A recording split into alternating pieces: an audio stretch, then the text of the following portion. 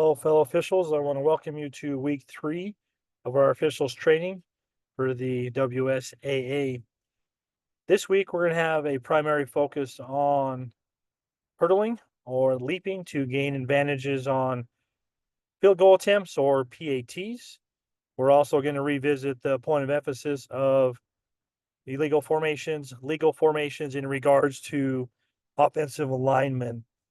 This first play we're going to look at together is from Friday night, and it's going to have a potential hurdling scenario happen as the QB scrambles, gets flushed out of the pocket. He's attempting to get outside, and we have a potential tackle coming from the defensive player. As you can see initially, a great breakdown by the defensive player. Both feet are on the ground. No other body part is touching the ground. But remember, by rule, if a hurdler leaps over a potential tackler, if that tackler has any other body part on the ground beside his feet, it is not considered a hurdle. So we can see the quarterback jumps over the top of the potential tackler in this situation. Now, as we look at it live or full speed, it does look like maybe there was a hurdle that happened. The second time through, we will pause it and we will try to look closer by zooming in on the defender. In this particular situation, you can see that the defender does have a body part, mainly his hip and knee, on the ground as he attempts to make this tackle. So this is definitely a judgment call in this scenario, but I would look at this play scenario and determine that the defender did have a body part beside his feet touching the ground at the time of the hurdle by the offensive player. As officials, we know these plays do not happen very common. They may catch us off guard, but we need to maintain our eye contact with potential tacklers in this situation. It's in the open field. That's kind of where we're looking at to see what type of action is going to be taking place on the runner, so we can determine potential helmet to helmet, potential hurdling situations. So in this situation, I do think that it was a good determination by this crew not to throw the flag for the hurdling foul on the Mountain View quarterback. Now, these next two play scenarios we're going to look at together, they reference potential leaping of the line of scrimmage to block PATs or field goal attempts. Here we have a field goal attempt from about the 22-yard line. We have this officiating crew that has sent back their head linesman to the upright with the back judge, which is best practice to make sure we have an official at each upright. The U is set up directly in line with the snapper to rule on any action on the snapper immediately following the snap. And then we have the R, who is looking directly at the snapper, who can also help with any action on the snapper. And then eyes will be taken directly to the holder and the kicker. In this scenario, we will watch the left side of the KT or the R team members or the defensive side and try to determine if they do gain leverage by putting their hands on an opponent or a teammate to jump over the line of scrimmage. So here we definitely have a player that was able to jump over the top of the offensive lineman. This time through, we'll pause it so we can kind of look at the factors that play into this potential ruling. Here we definitely do have some hands on the offensive linemen who are looking to cut block. But in this situation, we have to rule, do they have, another body part besides their 2 feet in that situation? But I would look at this scenario, and I do think the R team members have gained some leverage by pushing off of the offensive lineman, which allows them to gain height to get in the backfield to potentially block this field goal.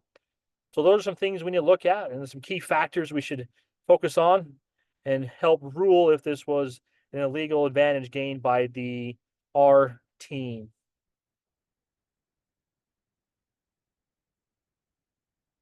We'll now go to a second play that's very similar. This one is on a PAT attempt. I do not have this on huddle to go back quickly. We have to use the 30 seconds, but we will look at the initial setup. This is a PAT. This crew sends back their umpire to the upright with the back judge after they establish the ball with the snapper. Some crews use a varying formation. We definitely support each formation as long as it's consistent with the federation and you are able to maintain your keys. So in this particular situation, the umpire still has the pre-snap keys of the snapper, making sure we have protection of that snapper, make sure he doesn't get hit with his head down in a defenseless position. We also have the R will rule also on that action of the snapper.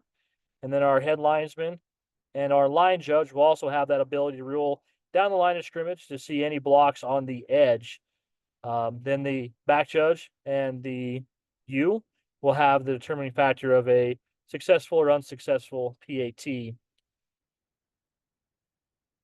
As we play this one through the first time, we can see that definitely there is an R team member that's able to get over the top and block the PAT attempt. So now we'll go back and try to determine whether there was leverage gained or whether there was just the ability to split a gap to get into the backfield. So remember, our team members can split the gap of the lineman as long as they're not using leverage by putting hands on an opponent or an own teammate to get to that height to potentially block that PAT. So here's the snap. Do have a slight push off of the snapper to get over the top of the snapper, and that allows this potential R team member to get the block on the PAT. So just a few things to remember as we move forward, looking at those PATs and looking at those field goal attempts. Have great communication pregame on who's watching what pre-snap keys and maintain those keys through the play. The last play scenario we're going to look at before we end for the week is play formations in regards to offensive linemen being on the line of scrimmage at the snap. We know this has been a huge point of emphasis this year, both at the federation and the state level. We do know there's varying opinions or perspectives on what distinguishes a lineman on the offensive team intersecting the waistline of the snapper. So this position by the snapper, to me, his waistline is right here over his hips, his belt line. And so we need to make sure that these other offensive linemen, if they want to be on the line of scrimmage, they need to intersect the waistline of this snapper with one of their body parts. Here, I could rule that both guards, they're pushing that boundary. I think the tackle's in a good position on the right side. But if we look at this left tackle over here, we could potentially rule that he might be 2 yards off the line of scrimmage, which I think in this situation would have him being off the line of scrimmage. And in that situation, we'd end up with either 5 in the backfield or illegal formation scenarios. One way we can help this situation is making sure pregame we have great communication between the coaching staffs, the officials, and players, and clearly establish that boundary of what's on the line and what's off the line. If with first 2 or 3 drives we see these scenarios, I think it's just a great officiating strategy to talk to coaches, talk to the linemen, use your referee and your umpire to move those guys up. If they choose not to move up, then we can penalize them, and that will help them move back up towards that line of scrimmage.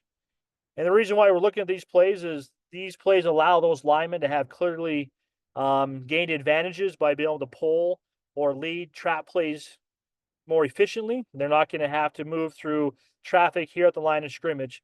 So let this play move through once. I want you to watch the left tackle, left guard in this particular play scenario. Here is the snap. They definitely pull to lead the QB trap draw play, and that allowed them to get to those kick out blocks quicker.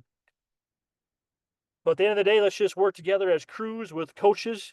I know coaches are very respectful. When you go talk to them, they'll move those linemen up, and we can have that great working relationship with those coaching staffs and those players, which just helps the game of football move along smoother.